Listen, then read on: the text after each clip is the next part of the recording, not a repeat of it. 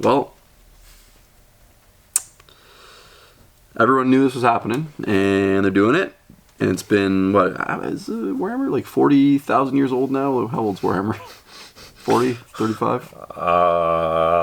82, right? 80, no, 83? Well, I think Fantasy originally was 83, I think. 83? Yeah, so okay. It's over. So Warhammer Quest is like 80, is it 95? Well, I don't know when Quest came out. Anyways, let's say 30. Let's say 30 years old. Let's say 30, yeah. So it's the anniversary. There's a lot of speculation they're going to release a Warhammer Quest. And they're doing it. And as of this video, we only have like 2 out of 4 of the characters leaked. We haven't seen any of the bad guys. We've just seen the artwork. Yeah. And I guess in this video, we're just kind of like going to talk a little bit about, I guess, the history of these box games. And as with most of our videos, add like our retail perspective, because we've been running hobby shops and that sort of thing. And sort of like talk about the business case, I guess, for these things. What was your first reaction when you saw? Oh, is that great? Yeah, awesome. That's good. If you're a business owner and that's good. If you're a person who cares about these things, you're like, oh, the hobby store guy is like happy that this is coming out. That's good. Good. Yeah. Let's do a little exercise, okay, Chris? I want you to just make a face. I'm gonna say a product name, and you're just gonna like make a face. Oh okay? no! These always get me in trouble. Okay. So we're gonna start with so you get the email on your phone, and it says Dreadfleet. Okay, pretty mid. A little eye twitch there. Not very excited. Okay. Yeah. The next one says Curse City. Okay, not bad. Pretty cool. Better. Pretty cool. Warhammer Underworlds. That was the worst one of all for sure. Okay. Crux Terminatus. Woo! Let's go. Yeah. Okay. See?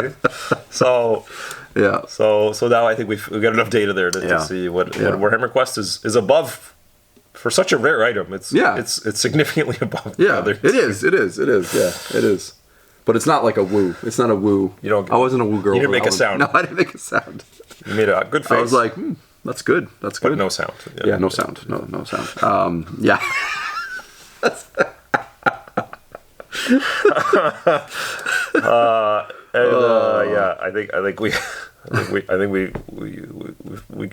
feel like you could just have that as a focus group video for GW. Renee's got an easy short meeting to make for this week. So. Yes, they do. Yeah. On a scale of 1 to Crux Terminatus, how good would you say this product is?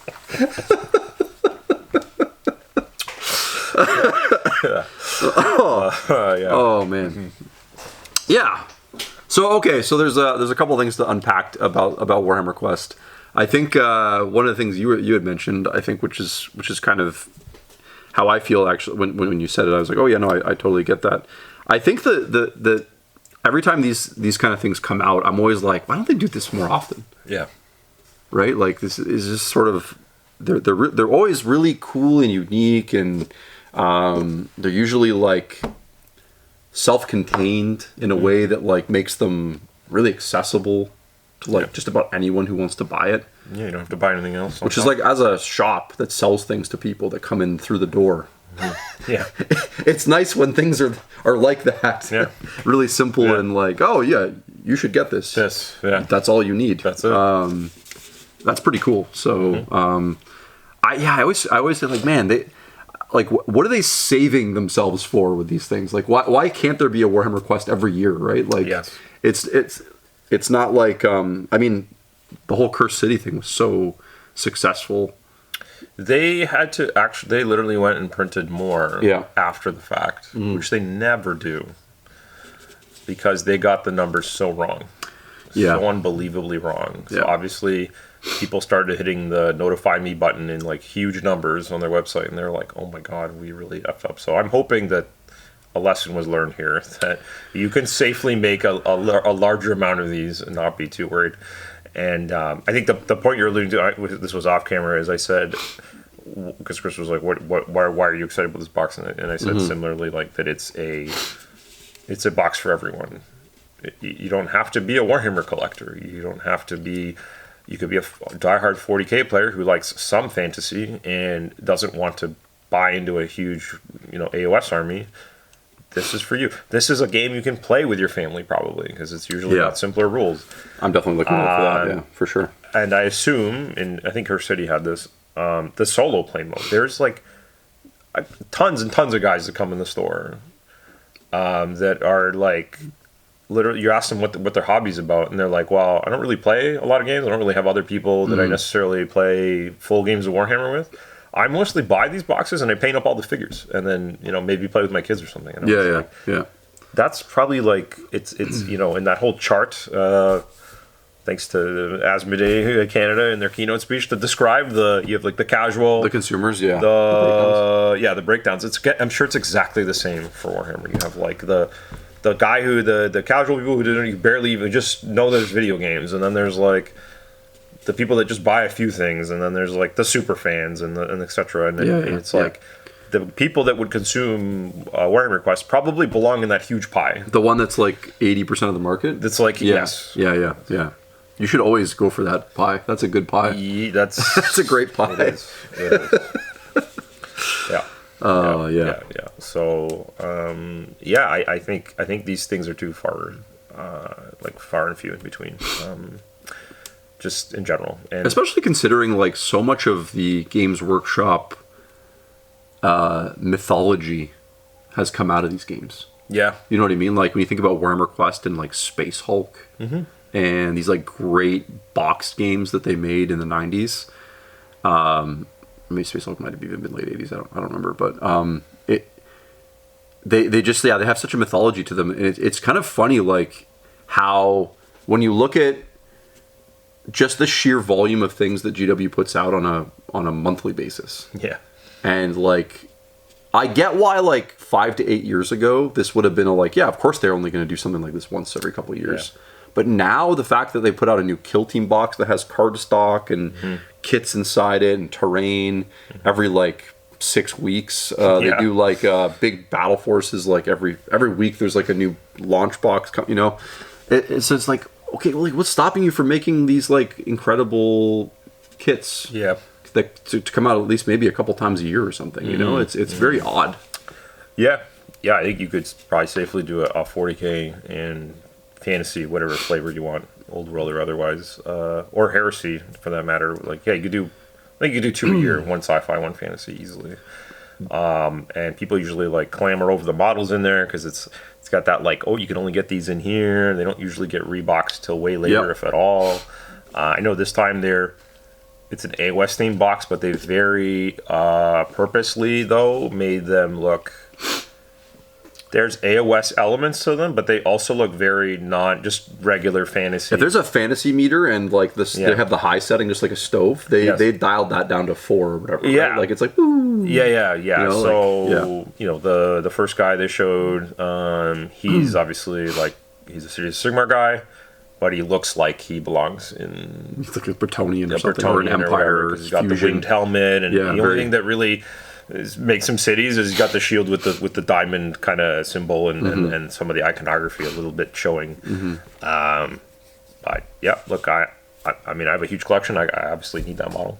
It's a great miniature. The dwarf they showed is like such a classic D&D dwarf. Oh yeah, he looks awesome. He's got the hood and everything, and a couple of axes, beautiful. And there's a cease and desist coming from World of Warcraft. Yeah, for the orc or for the dwarf. Yeah.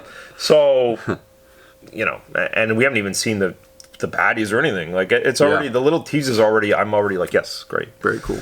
Now, do I expect as a store that will sell a jillion copies? No, it's not going to crux term on us. But I think a decent amount. I'll be happy to stock some extras. I think they'll sell well at Christmas. I think the greatest thing the product like this has going for it too, especially in this era where like products have like almost an expiry to them. Yeah, this thing doesn't have an expiry. There's no edition. There's no new edition coming out. Exactly. It's self-contained. Like it's a board game on your shelf. They should probably make a year's worth of supply so they can continue selling it or whatever that means. And there's a good chance too. I agree 100%. There's a good chance too that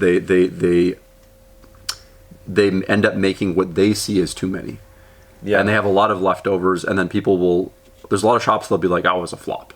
Yeah. Because I think they'll be looking at it the wrong way. Yeah. You know what I mean? Like, this isn't good. Like, if they do it correctly, it shouldn't be a FOMO thing and then it sells out and then you can't get it ever again, right? It should be something as like, do you want it or not? Like, don't buy it because it's not available. But I guess that's the market we're in. It should almost be like a starter box where it's just it's evergreen until they decide to make a new one. Like Saturnine?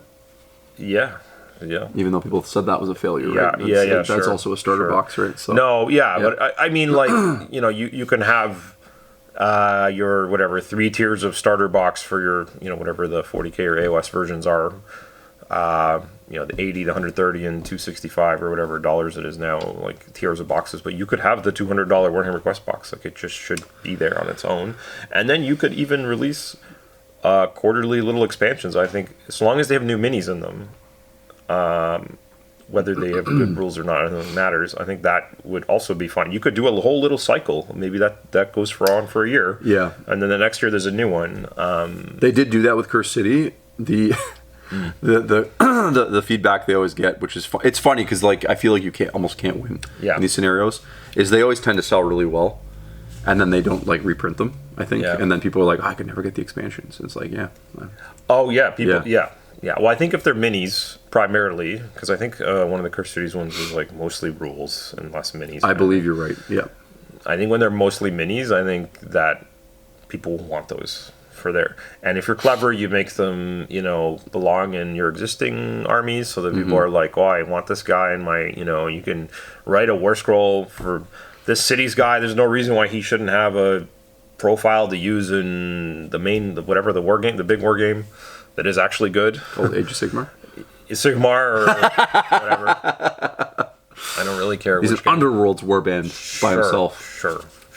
They should be an Underworld's warband too. Like, I don't know. Like, all that part of the scheme is the cheapest for them to do, and they should be doing it more often. But the cross pollination or the. Now I'm sure, like a you know, we could also be completely wrong. Maybe there's a GW bean counter who's like, actually, this I'll tell you why. Blah blah blah. Yeah. Why? Yeah. I feel like that the market changes and the company is fundamentally way different than it was when we opened 10 years ago. Yeah. And it's a much bigger, more lucrative industry. And they've, COVID or not, like their market share is bigger now than it ever was. So now's the time to try that again and entice new people and get existing. How good would a Warhammer Quest game do? That was Space Marine 2 themed. Sure. With a team of Marines, obviously. And then you fight your way through a dungeon of tyranny. Whenever we praise one of their ideas, we're like, you know, what'd be better is if it was 40K. This is a recurring theme here. Oh my god. Oh jeez. Yeah. I know. Yeah. No. They talk about another. They just leave the fruit so low, and it's just ready. I think even they're can't believe or are shocked by the IP generated money when a video game with their thing does. They're like, oh wow. Yeah. Wow. Yeah. Well, those Blood Angel skins really sold well. Yeah.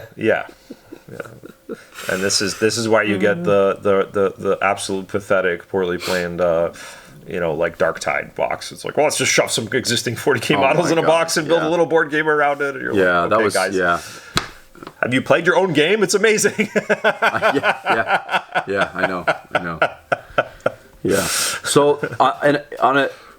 Looking at it from like the other point of view, I suppose if I was going to be a bit pessimistic and be like, well, why don't they make more board games every year? Sure. I suppose like in the world of data analytics, it would be a bit of a harder thing to predict, right? Sure. Like everything that they make is very predictable. Like if they're going to do a release for this army or this army, they can look at all the, you know, macro data of like how the army's selling and where it's selling and how much of each thing, and they can, you know, kind of predict how much probably they're going to need to make and then, you know, sell it anyways or whatever if it's 40K. But I imagine for board games, because it like you said, it's not for the super fans or whatever, the people that are going to buy it no matter what. It is a more nebulous kind of market. Sure. They probably look at that and be like, this is a harder thing to do. Not to make, but to like sell. So, well, I think it also matters whether because I don't. This is like a side thing, and I'd have to ask our friends who still work there. Maybe the answer is obvious, but I don't know if this stuff usually is on the shelves in their own stores. I think they usually relegate this to like web orders, or they get they splash it in. This would probably be a splash item, I imagine, the Warhammer Quest thing. So then you're relying on independents to do the rest of the lifting, and unfortunately it's not a 40K item. Yeah. Independent stores, varying degrees. Some put in lots of effort because they have the store owners or fans or something, and some just bring it in, sell it, and don't care. So I think unless they decide consciously to make it a pillar essentials product that's in all of their own stores, then then who knows? Like, right. You know what they'll probably continue to do limited runs once in a while. Yeah, because you could. If it, like, everyone can understand when it's your money, you want to be safe, right? Like, that's the thing. At the end of the day, like, so if this does come out and sells out, like, I will understand why. Yeah. Because at the end of the day, for them, just like us, like, when we sell out of something, we're like, man, I probably could have ordered a bit more, but I don't know how much. I don't know where that line ends, right? Exactly. And for them, it's just on such a massive scale, and I like, they're like, we sold out. We made what we thought we could sell, and we sold out. Yeah, let's all, like, you know, let's rip one off or whatever. Yeah. Pour out some null oils or whatever. You know? Pour them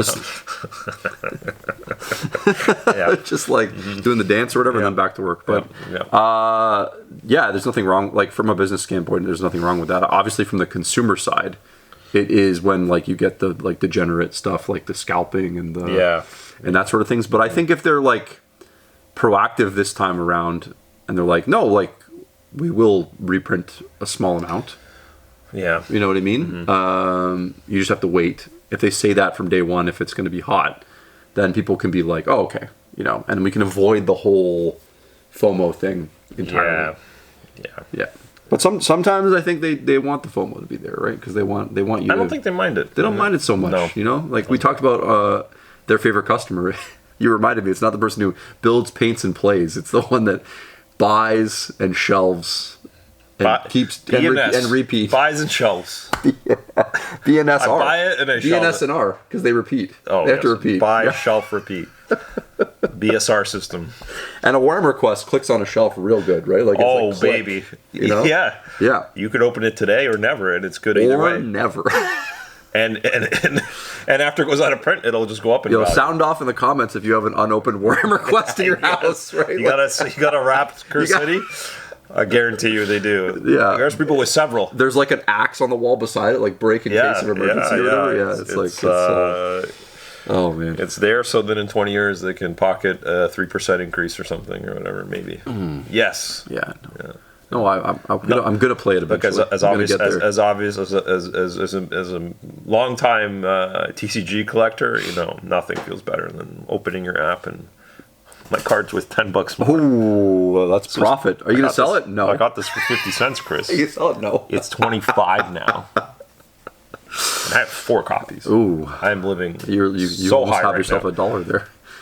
Yeah, pretty good. Yeah, no, so there's... Sell it. I can't do that. It could be 30 tomorrow. That's right. Yeah. So we'll see. I mean, it's an interesting product. I think it's going to...